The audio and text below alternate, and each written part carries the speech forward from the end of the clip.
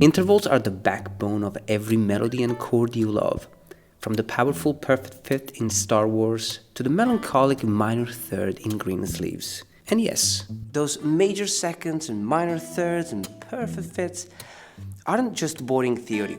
And the thing is, you might already be using intervals without even realizing it. I mean, even a song as simple as this one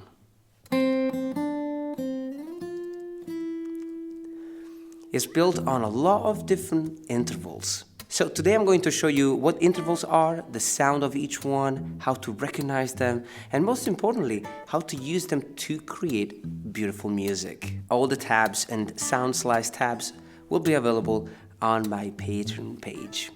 An interval is the distance between two notes. Think of it like a journey. It starts with one note, the starting note, and ends with another, the target note.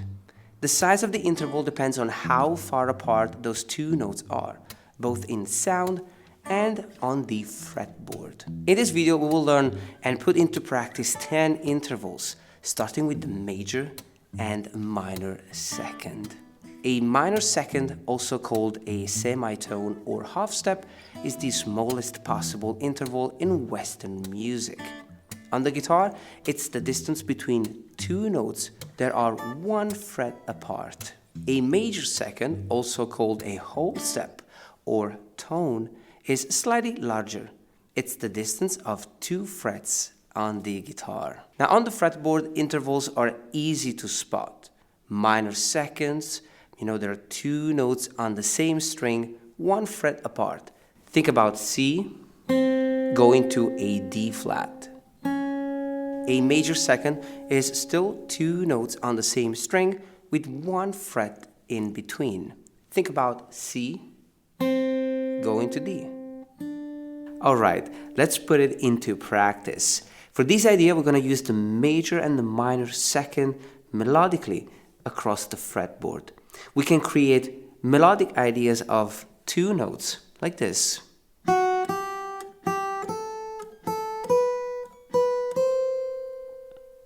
Let me play the example for you.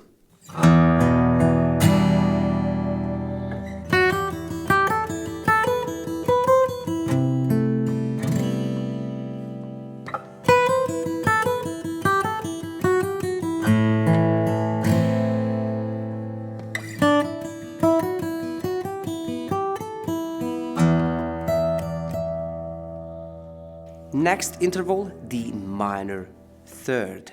This is the distance of three frets on the guitar. A major third is brighter and happier. It's the distance of four frets on the guitar. A minor third, you can play two notes on adjacent strings with the starting note on the lower string, for example C on the fifth string, fret number 3, and the landing note two frets behind on the adjacent higher string.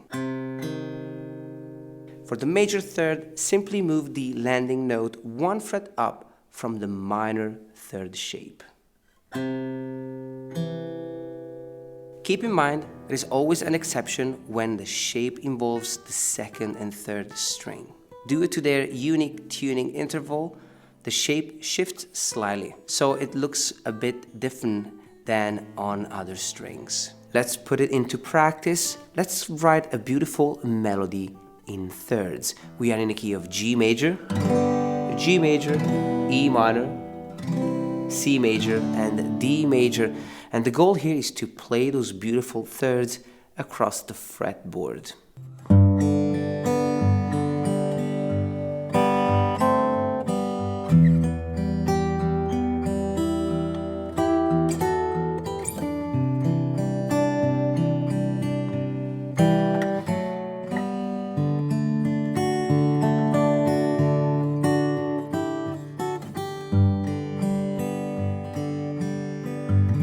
Perfect fourth is an interval that feels stable yet unresolved, often used to build anticipation.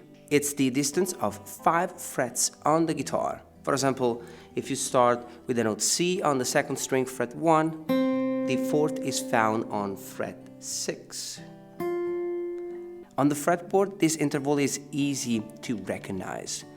play 2 notes on adjacent strings with the starting note on the lower string, for example C, and the landing note on the same fret but on the adjacent higher string.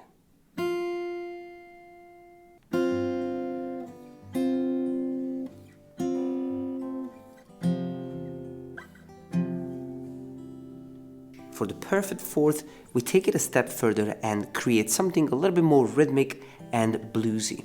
I'm gonna use 2 shapes, this one on the 3rd and 2nd string, but also this one on the 1st and 2nd string.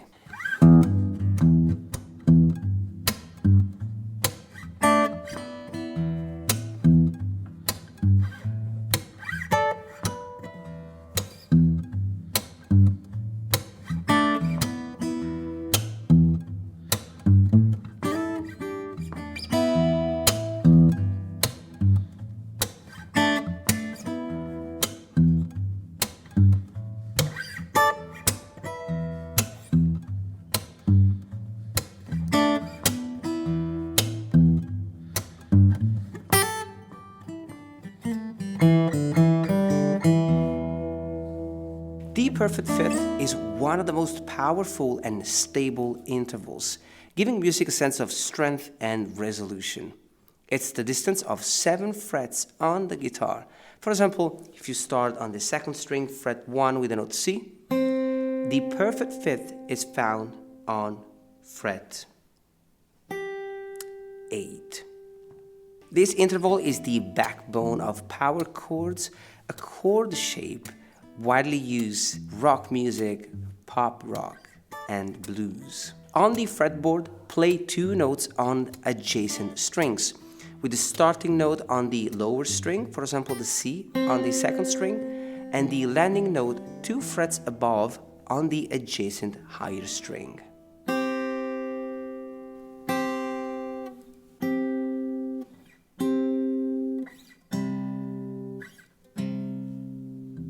For the perfect fifth, I really wanted to create something different than the usual power chords.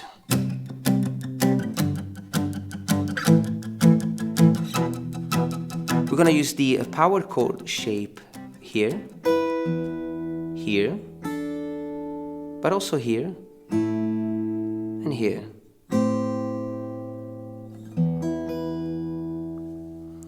Here's the example.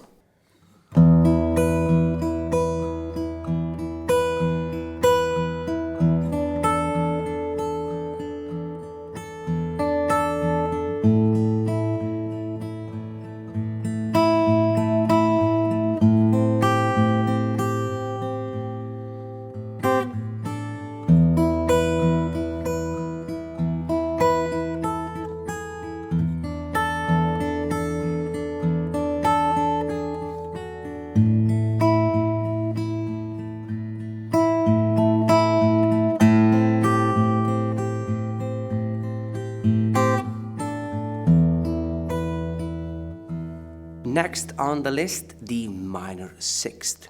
Now this is an interval with a haunting, slightly dissonant quality. It spans 8 frets on the guitar. For example, if we start with the note C on the 2nd string, the minor sixth is found on fret 9. The major sixth is more harmonious and uplifting, spanning 9 frets. For instance, play the C on the 2nd string, fret 1, and the major sixth is found on fret 10 with the note A. For the minor sixth, you want to start with the starting note on the 3rd string, then play the landing note 2 strings below, 1 fret behind, so C and A flat, like this.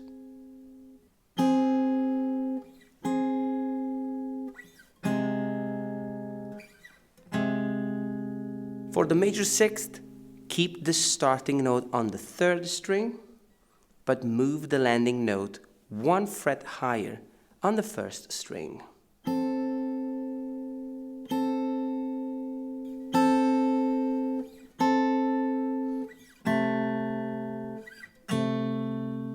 For the major and minor sixth, I really wanted to create something beautiful. And we're going to be playing this idea in E major.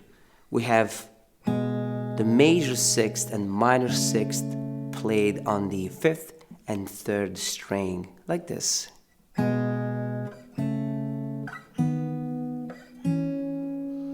We can embellish those sixths by adding the second and the first open string, as well as the sixth open string.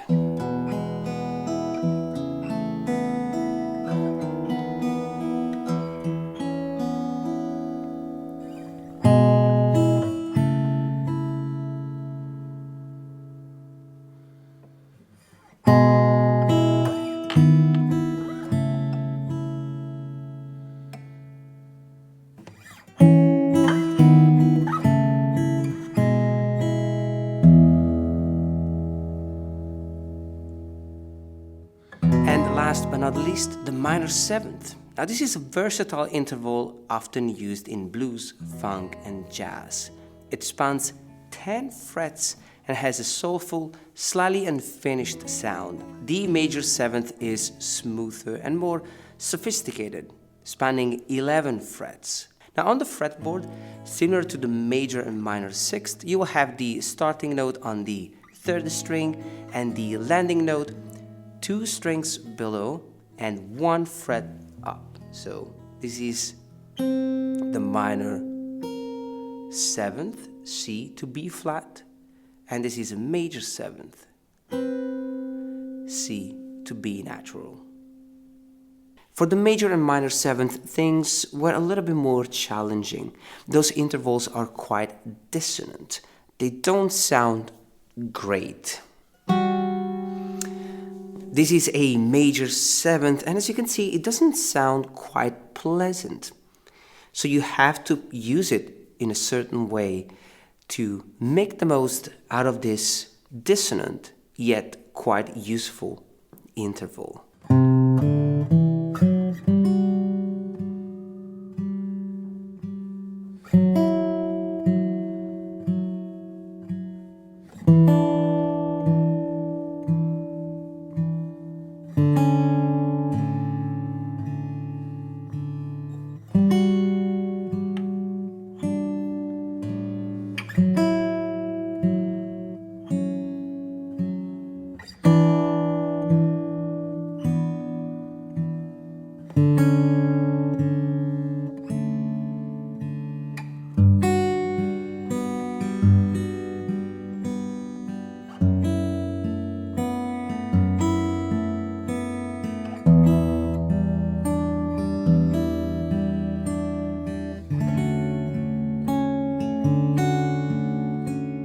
Of course, there is a lot more you can do with intervals, but we are simply just scratching the surface here.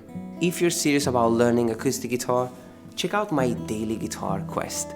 You can learn something new every single day, from Monday to Friday, and we put into practice a lot of ideas that sound just like this one.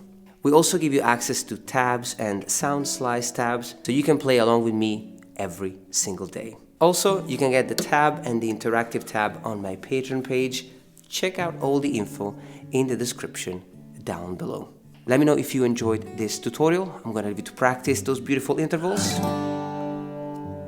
Have a lovely day, and I'll see you next time.